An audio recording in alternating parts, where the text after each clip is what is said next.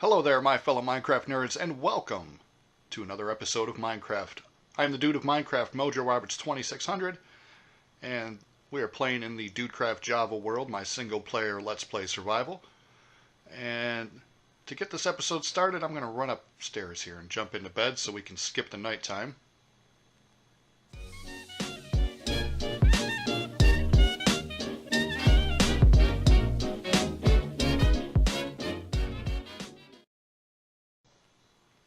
Alright, hey guys and girls.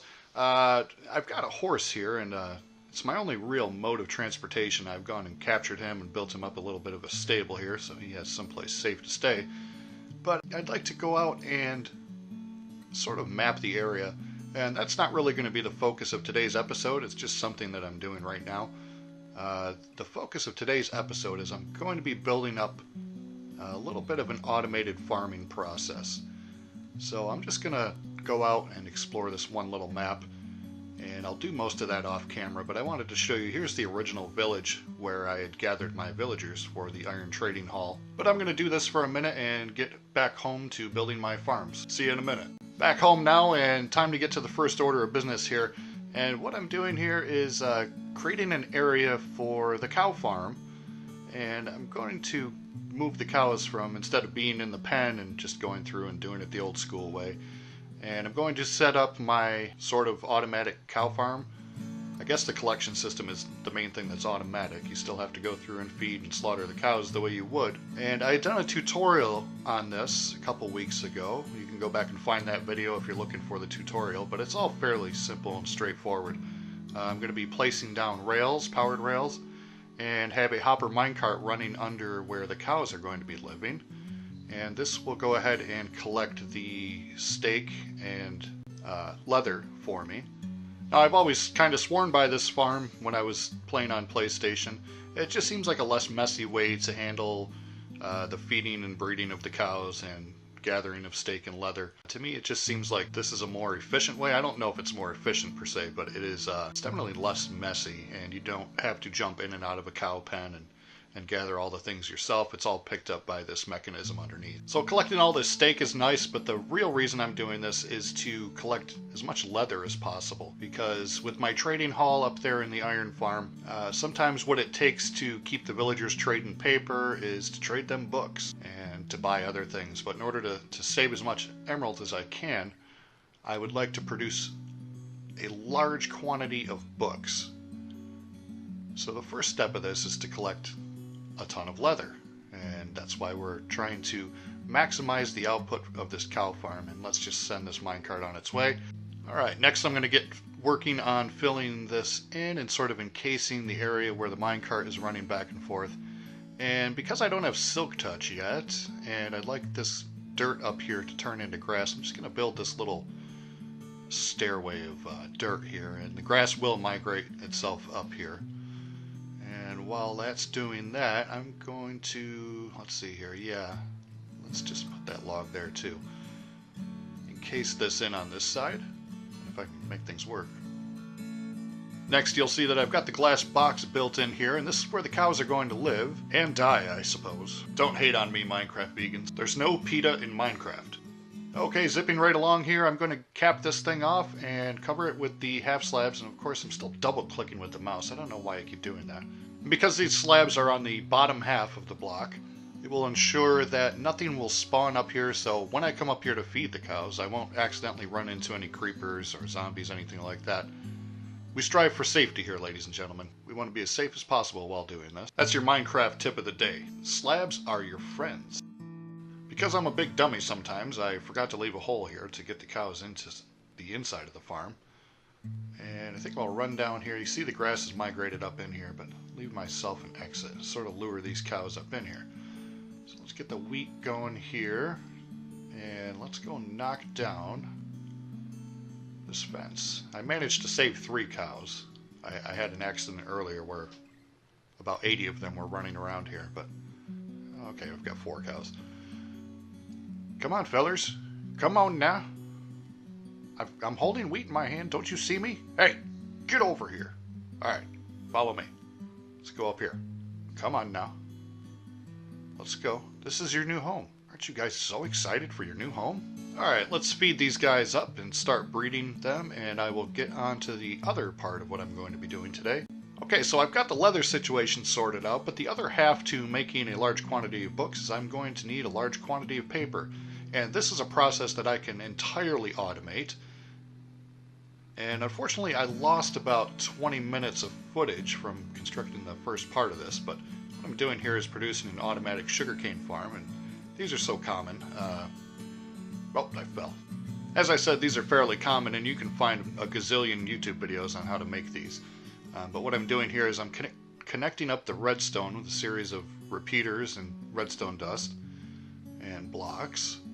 And what this is going to do, it's going to enable me to send a redstone signal down this wall and have every piston push out at the same time. Lunchtime. Okay, what I've got to do is build up a system that is going to get redstone power to this block right here.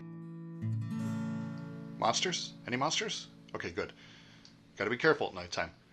I've dug out a little hole here because I'm going to be placing one sugar cane down in here with a piston and an observer block. And the observer is going to detect when the sugar cane grows up to 3 tall. And that will send a redstone signal up to that one block, which will then trigger the entire wall to cut down all of the sugar cane. So I've got to place in some water here.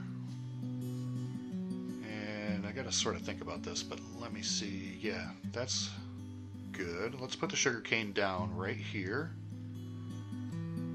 Put a cobblestone behind it. And nope, take that one away. This is going to be just a plain piston.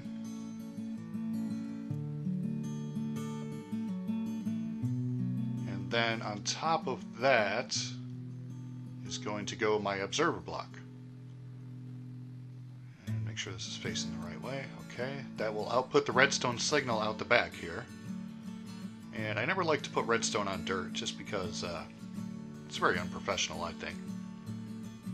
But also it keeps Enderman from taking away the block that the redstone is on. So let me get on with figuring out how to get my redstone signal up to that triggering block.